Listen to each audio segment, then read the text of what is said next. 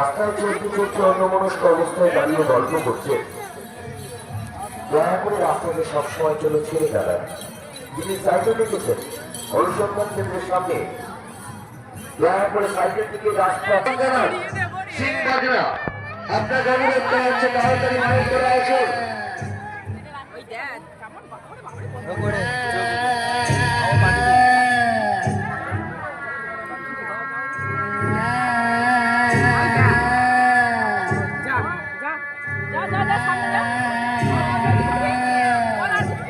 সুমন্ত ভাই, সুমন্ত ভাই